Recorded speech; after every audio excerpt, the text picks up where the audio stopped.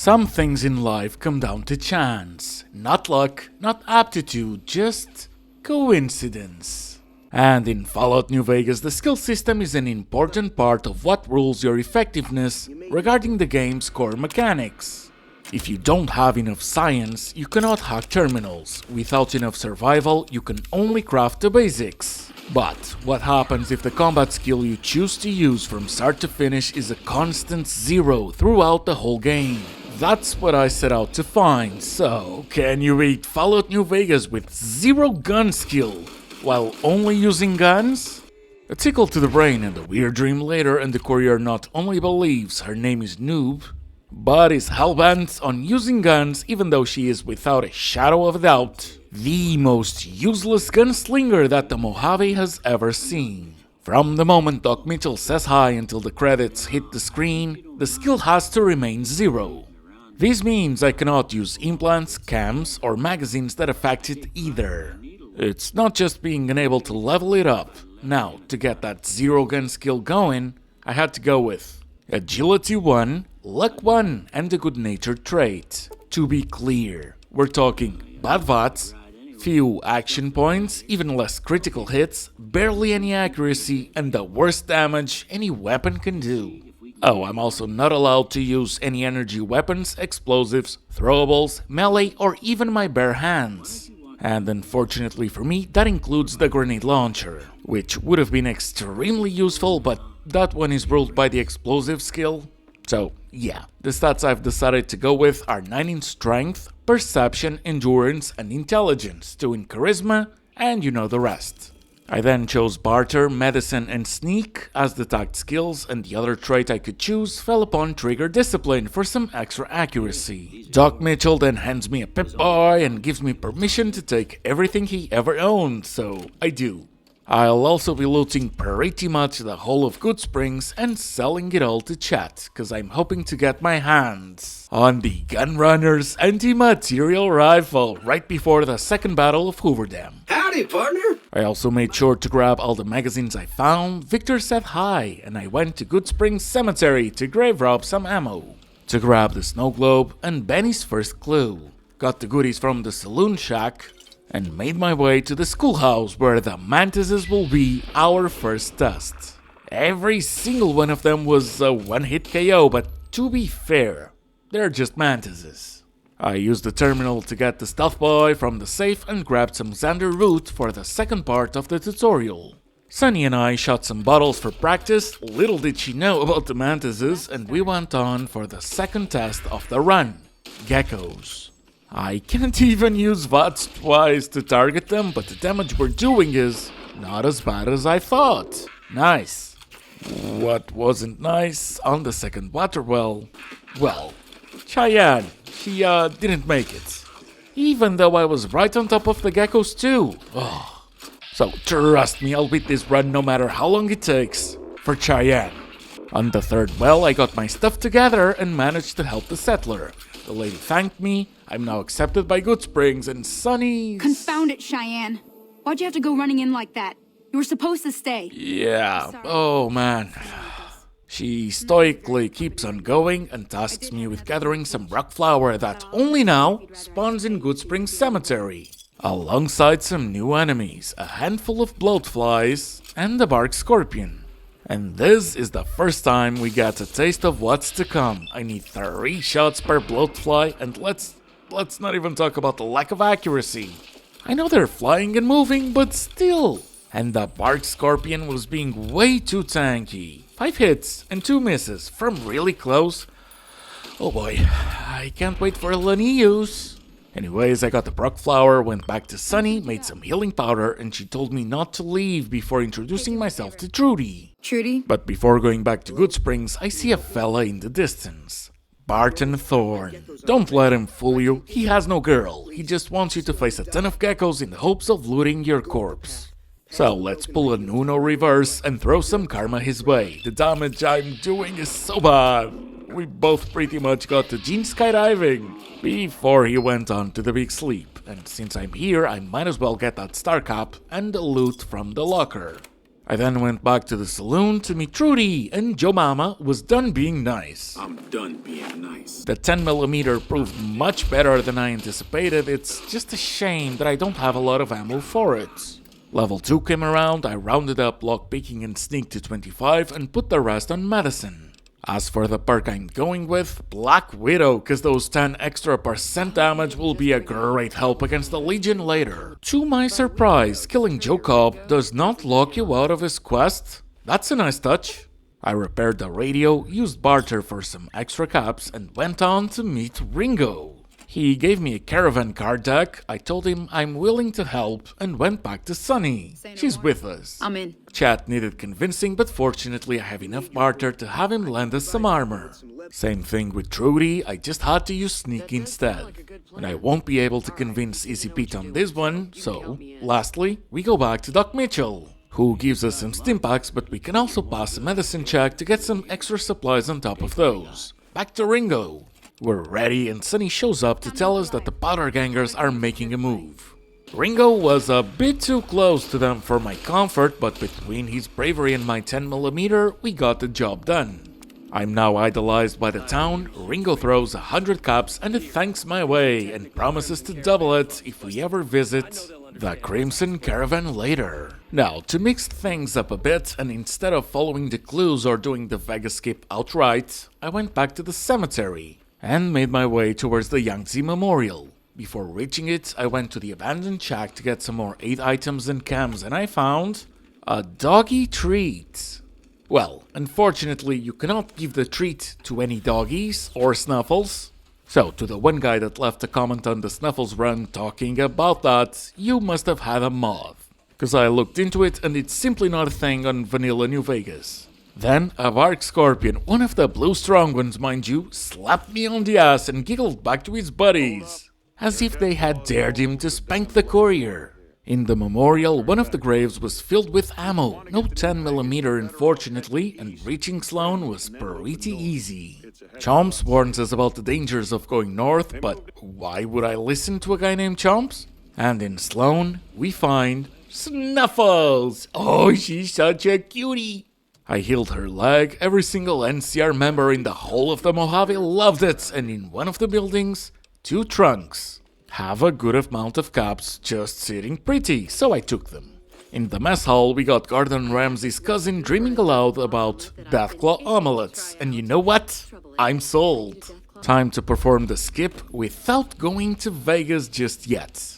I passed through Neil's shack. Neil asks us why we're scavenging between deathclaws and super mutants, and I tell him about my plan from getting a deathclaw egg, not from the quarry, but from the Promontory. Neil then said, "Damn, that oughta deserve a like, a comment, and a subscribe," and yeah, I'd like to think that too. I then performed the skip and followed the hills until we reached the NCR Ranger safe house. Level 3 came around. I distributed the points between medicine, repair, and sneak, and there were no enemies from here till the 188 trading outpost. Over there, I invited Veronica for lunch, and she said she knew just the place. Oh, and for convenience alone, I decided to go get the Eldorado substation map marker. We then went back to Sloan. I fixed their generator, no way to give the treat to Snuffles, and some dude's so thrilled about her leg, he won't stop repeating his line on it. Snuffles' leg seems to have gotten better. Chomps then rewards me with a dream of every single artist's clients. Recognition. We make our way to Hidden Valley. The 10mm did a great job along the way, and in the bunker, Veronica puts in her order. I'd like a large atomic shake and a double Brahmin burger. And easy on the agave sauce this time. I then go on to meet Paladin Ramos, but instead of food, he just has a job for me, one I'm not interested in the slightest. So I tell Veronica this isn't working out, and we both race back to the 188. She won, by the way. From there, I make my way to Boulder City, where Private Kowalski's admiring a monument. You here to pay your respects too? And that's when I inadvertently make a thrilling discovery. I'm sure y'all know what happens when you shoot the monument after talking to him. But do you know that only applies to the front of it? Because I found his brother's name on the memorial. In the back, shot at it, and nothing. Now, if I do actually shoot the part he cares about... What the fuck are you doing? My brother died at the Battle of Hoover Dam. You're desecrating a war memorial. Oh, you're a little bitch and your brother was too. He attacks, and can you blame him? Anyways, the 10mm did awful damage, and my ammo's nearly gone. Then, in a dumb move, and instead of using the good shotgun, I grabbed the crappy one. The fight was taking too long, and draining my stimpaks until... I'm out of here! Oh, so the insult was right, huh? Well, I don't know where he went off. He just kinda disappeared. What I did was find a raven, which immediately reminded me of the Institute, so I shot at it, and behold! A shotgun that cannot even kill a raven. Such a great omen for things to come. But I also had the genius idea of shooting the monument again, and hey, it worked. Kowalski was in the bar after all. He came out to defend his honor once more. Thing is, he must have gotten his brother's flashbacks as inheritance. Cause a couple shots later, and he was running back inside. And when I went in, I was extremely fortunate that he looked at me for the final shot, cause... shooting him in the back would have felt way too scummy. The bartender, though, didn't seem to mind any of this, even though he's gonna be the one who has to clean the mess. And on my way to Hoover Dam snow globe, I see Lieutenant Monroe. He tells me about the standstill between the NCR and the Great Khans. Specifically, the ones that Benny hired. I immediately offer to help and meet up with Jessup. What the hell? You're that courier Benny wasted back in Goodsprings. You're supposed to be dead. Now, I don't have enough speech to go on, but this triggered 2 level ups. I chose the educated perk and reached level 5, and by using a magazine, I'll be able to convince the Khans to let the hostages go. When I came back to the lieutenant, he tells me he's just been ordered to take them out whether there's a deal or not. And remembering Goodsprings, I told them to just do it before they start complaining about Bitter Springs again. Their holier-than-thou attitude is pretty stupid. When you play with fire, you're not entitled to complain when you get burned. I then went on to get the snow globe, and my next stop is gonna be the Promontory. I decided to make it day cause it's better lighting for recording, and that's when I got interrupted. Malcolm Holmes is on the bridge above, unable to get to me. And I was just trying to see if I could jump into the dam and swim from there, but no, I cannot. So I fast traveled back to Boulder City and started making my way to the southeast. But before I could barely get out of town, I was surrounded by red scorpions. The single-barrel shotgun being extremely useless, and me still not remembering about the good shotgun from the Courier Stash DLC. Fortunately, there was a little someone that came to my rescue. Victor. With his help, taking them down was so much easier. I thanked him and kept on going. I passed through Ranger Station Delta, dropped the second cliff to get to the river, and honestly, this part took forever. But I couldn't risk it. I wouldn't know where lake clerks would be on land, so swimming was the best option. And here it is, the Promontory, where dozens of deathclaws like to chill. And well, obviously, I am no match for any of them. But I've got a plan, and it's going to be like stealing candy from a baby. I go up the hill, pop in a stealth boy, and even though one of the deathclaws attacks me, he just ignores me right after. You won't see me complaining about that, I'm just happy it wasn't a one-hit KO. I managed to get to the end of the cliff, start going in the direction of the eggs, and oh man, that is a lot of deathclaws. Also, obviously, there is a trick to this. Just gotta jump on the hill in such a way that the deathclaws won't be able to attack you. That's very important. And then you wait. They won't know what to do, their pathing gets all confused, and you just gotta time it. When you see all of them running further from you, there's your cue. And you really gotta time it, cause they don't just leave. They go over there, but some come back. In the first attempt, I got the eggs, but I didn't notice there was an alpha deathclaw really close.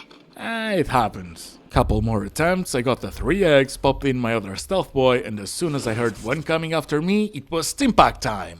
I take a light hit, maybe it was a young deathclaw. What I can tell you is, I am not turning back to check. I dropped the cliff, ran to the water, and I've done it. And since I'm here, might as well just go swim to Cottonwood Cove and get the map marker for later.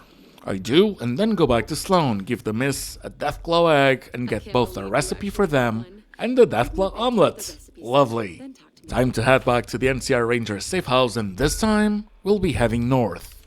I passed through Cassidy's caravan wreckage, get the NCR Sharecropper Farm map marker, go through Camp McCarran, and get into Finn territory, where even though I'm getting shot at, it kinda feels like they're the ones with 0 in their gun skills. And before I reached my destination, I had a fire gecko on my tail. I guess he got stuck between those 2 rocks, cause that was the last I seen of him. In Red Rock Canyon, I steal the canned turbo that they had laying around in their tents and go back to the Sharecropper farm, so I can make my way to the gun runners and sell everything I don't need. Then, Crimson Caravan Company, where Ringo makes good on his promise, so I'm now 150 caps heavier. On my way to Nellis, a Brahmin decided to try and have me for dinner? Nah, ain't no way I'm letting a raw hamburger do that. In Field's shack, I grab Abilene since it's just there for the taking and go on to meet George. The boomer that's not part of the boomers. He wants to make a bet. I've got luck 1. Just best to shoot him than it is to gamble on if I'll remember to come back for my profits. Sticking by the left wall is the best way to survive the bombardment, so that's what I do. Raquel then tells me that Mother Pearl, the Elder, would love to meet us. And Pearl has the audacity of telling me they've been waiting for 5 years for someone to show up. As if they haven't been turning people into puzzle pieces in the same time frame. She tells me it's okay if I want to wander around the place, so I go into their museum and grab the snow globe. In the hangars, I found Mr. Cuddles, and in the schoolhouse, its rightful owner, Lindsay, who asks me to find it. Well, already did, so I hand it back to her. Funny enough, if I go back into dialogue again, she'll just keep asking for it. Oh, no wonder the poor thing couldn't remember where she left it. She can't even remember what happened 5 seconds ago. Anyways, time to go into Freeside. A thug tried to ambush me but failed miserably. I helped the kid that longs for having giant rat for dinner and went on to the old Mormon fort. Because snow globe. On the way to the strip, old Ben warns me not to go past the Securitrons without talking to them. I then see a squatter, so I gift him the only right he deserves. Victor's cousin sees I ain't broke, lets me in, and who's there to welcome us? Howdy, partner! Indeed, so in Gomorrah, I visit Joanna. I didn't have enough speech to raise her, even after using a magazine. Honey, I've had better than just good. And you were being so amusing. But she offers me a discount nonetheless. We spend the evening playing the most predictable game of rock, paper, scissors, and feeling well rested, I keep exploring the strip. And then we find Billy Knight. I've been married for 17 years. Where did I go wrong? Oh! Oh, Billy. I then grab all the free magazines I can and go on to the Vault 21 gift shop, where I need to pickpocket Sarah to get yet another snow globe. In the Ultra Lux, I ask Mortimer what's good, since we all know the food ain't. He tells me this is a casino, so I buy 20 chips, visit the roulette, bet 1 on even and... 30! We got it! Well, how about I bet all my chips on odd? Surely with luck 1 it's gonna be a bust and... I gotta know when to quit, boys. I am good. In the tops, I use the Black Widow perk on Swank, and he simps me 100 caps. Nice. Oh, and then I found out that I didn't even need all the clues. Just some speech, the cigarette butts, and Benny's lighter. That was enough. He returns me my weapons and gives me a key to Benny's room to try and find some more evidence. And I do. Yes Man tells me everything about the master plan, and I like it a lot. On my way back, I cannot resist not turning another 20 caps into chips. And this time, I'm gonna bet on the slot machines. And after a couple tries, I'm running a profit, so I'll take my leave. To be honest, I was truly expecting luck 1 to be devastating. But it really wasn't? Okay. Anyways, Benny! What in the goddamn? I use the Black Widow perk to convince him, which leads to my favorite line in the whole franchise. I hear dig from you, babe, and all I can think of is a shovel. And in his suite, we get to find which physical attribute he's more into. Nice Charlies, too. Give him a shake for the Ben man, will you? Hello. This game is so silly, and so is Benny, cause this gives me the option to kill him without having to fire a single bullet or throw a single punch. I then take the platinum chip, Maria, and his dignity. Upon leaving, Vulpes tells me I got a bald admirer that would love to meet me, and I obviously accept. Going back to Cottonwood Cove, and I find Anders. So I poke him with a BB gun. Holy! Oh, and I got a critical too. And the one time I didn't need one. Cause of course. A Legion Explorer interrupts me, but upon seeing the mark, gives me the tone of a jealous fangirl. So I just go on to Lucullus and tell him to start rowing. In the fort, Baldy tells me his long-life dream and kink of feeling the ground shake. So he returns the platinum chip to me and tells me to blow up the Securitron vault. And since karma's a two-way street, I decide to balance mine by helping Melody. Anthony took her teddy bear, Sergeant Teddy, and gave it to his dogs. Level 7 came around and I kept on putting points in speech. But don't worry, I won't be using it on either Linnaeus or Oliver. This is a combat run. Now, a fun fact, even though Otho, the guy responsible for taking care of the Legion's arena, doesn't allow women to fight in there no matter what. Anthony, however, has no problem at letting you fight in there against 4 of his best dogs for the teddy bear. The caveat being, you can only use a machete. Thing is, guns only, remember? So, I pickpocket the thing off of him and give it back to its rightful owner. In the weather monitoring station, I get all my gear back, use the platinum chip, and encounter a sassy nerd. I do wish you'd come and met with me at the Lucky 38 when you first arrived on the Strip. Or after you killed Benny, even. Quite an honor you spurned, my invite. You would be the first person to set foot inside the Lucky 38 in over 200 years. I tell Mr. House I'll do as he says, and Maria's my weapon of choice against the Protectrons. But if you take a second to see how much ammo I have and consider how many shots the first robot is requiring, yeah, my strategy will be changing really soon. In the next room, good news await me. The laser turret was significantly easier to take down. And after trying to take everything down and not being even close to do it, I just make a run for the second turret, take care of it, run to use the platinum chip to upgrade the Securitron army, heal, and then I just run some more until I'm safe. I go back to Kaiser for the experience points, level up, and went with a sneering imperialist perk. Back to Victor, into the Lucky 38, and my first stop is the cocktail lounge, where we'll find the last snow globe that I care about. Jane gives me 1,200 caps for my collection. And it's now time to pay Mr. House a visit, in person. I can just use the platinum chip to access the control room and he is not amused. Why? The house has gone bust, I go back to Yes Man, we go over the Securitron upgrade demonstration, level 9 came around, I put the points in speech and sneak, told him I don't care about Kimball in the slightest, and Yes Man tasks me with using the override chip in the Eldorado substation as the final wildcard quest. But first, I head on to the Gunrunners and spend nearly all my money on that sweet anti-material rifle and all the ammo I could afford. I also got the 50 caliber ammo from Mick, asked him to repair my lightweight metal armor, which I barely use, but its penalty of -1 in perception does not affect me. Perception is already 1, and it cannot drop to 0. Moving on and using the override chip was a quick in and out. No one aggroed, even though there was at least one NCR ranger inside. And as soon as I got out, I fast travel immediately before they realized what I had done.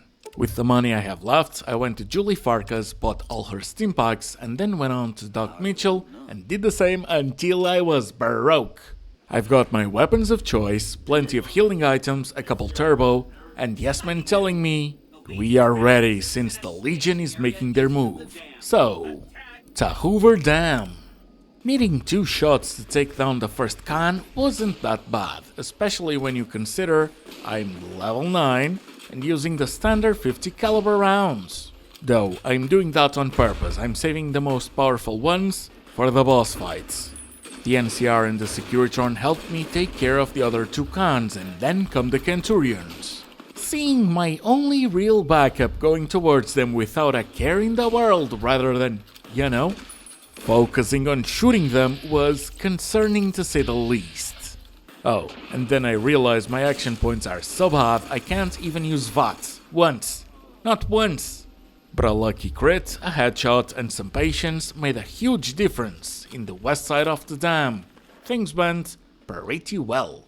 In the offices, I lied to the NCR heavy troopers about Colonel Moore needing backup, so I don't have to fight them. Though I bet I could take them down with some medics and Psycho, I just don't want to lose the Securitron on them. I then used the override chip to grant Yes Man control of this beauty. And when life gives you the option of having a Securitron army guarding your back, you take it. Though, I have to activate it first, but they'll only show up for Oliver. Still, I'll take it. A couple NCR guys helped me take care of some Legion members, I activate power for the TV on wheels, and went to the east side of the dam. I got pretty lucky with the melee Centurions.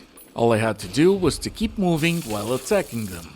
The Securitrons did a pretty good job taking care of the others, and it's time to go into the Legate's camp. And this time I've got a different strategy than I usually go for. I'm gonna try and snipe the most Praetorian guards I can.